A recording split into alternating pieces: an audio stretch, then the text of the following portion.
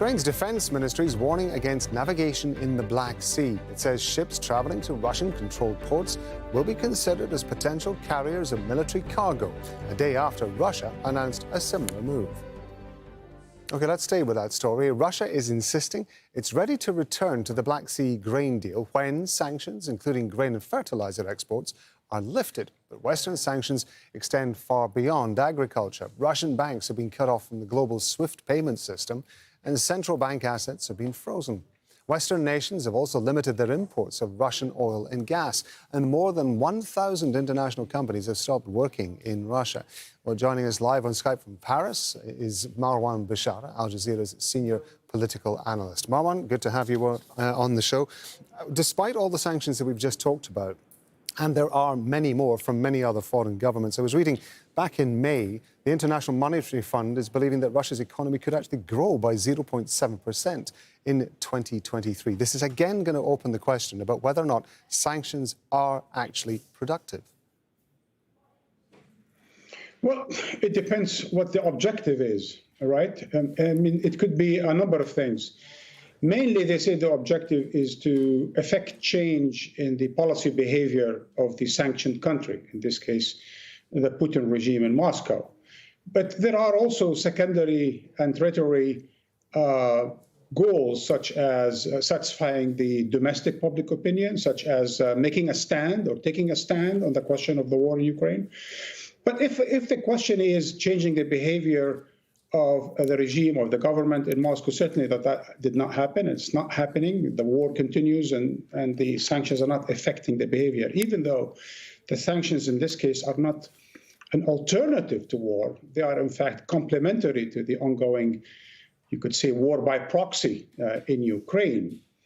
But be that as it may, it is hurting somewhat. But it's also been hurting here in Europe. Let's remember that this past winter wasn't easy when electric bills tripled in certain countries like the UK or Germany and elsewhere. So it did hurt the Russian economy. Apparently, it did contract by 2% last year, and it could contract by 2% this year. But it has not changed the behavior of the government, and it's certainly not leading to regime change in Moscow.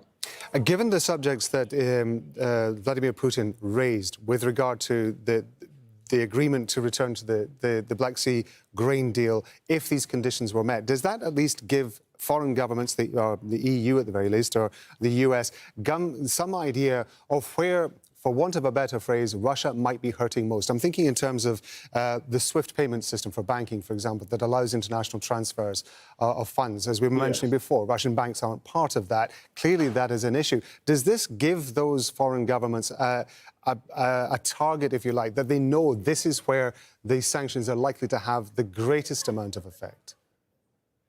Well, interestingly, banks in Russia can still deal with banks, say, in India, China, Brazil, and elsewhere.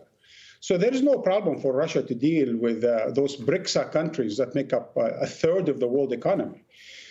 But SWIFT makes it easy for those transactions to happen. What it does is makes it more easy and more secure and more fast for the transactions to happen.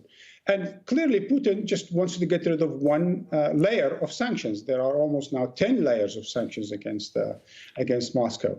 And this one is the easiest of all for the Western government if they decide to follow on the Secretary General of the United Nations recommendation and do lift the sanctions, especially to those banks that deal with those kinds of food exports.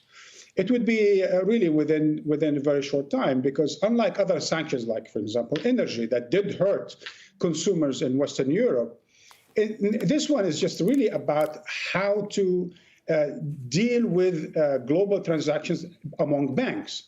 The Europeans established that 50 years ago, 1973. It's been very effective, and more than 2,000 banks are, members of that and all of that. And Russia would like to just get back into that, so it'll be more easy for it to trade with the rest of the world. It would be the easiest for Europe to lift if it really wants to. The Europeans are not exactly excited about that yet, because they think this is something that needs to stay in order to, once again, change the behavior in Moscow, lead to the end of the war. The Russians, on their part, of course, continue to insist that no matter what sanctions are going to be imposed on them, they're going to continue with more of the same. We've seen that not just with Russia, which is, considers itself at least as a global power, or at least a regional power of sort, a major source of energy and a nuclear power. But even smaller countries like Iran back in 1990s, or Iraq, or even Iran today, Cuba, right? It's a very small country, did not change their behavior because of sanctions. So sanctions in the scholarly world, still a very controversial policy, right?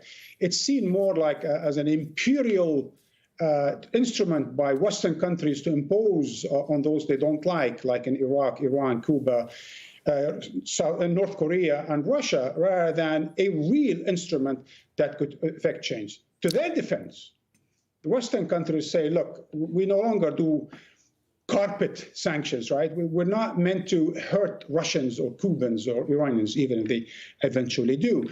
So now they call them more targeted sanctions, or smart sanctions, meant against banks, against corporations, against governments, in order to effect change of policy rather than to hurt people.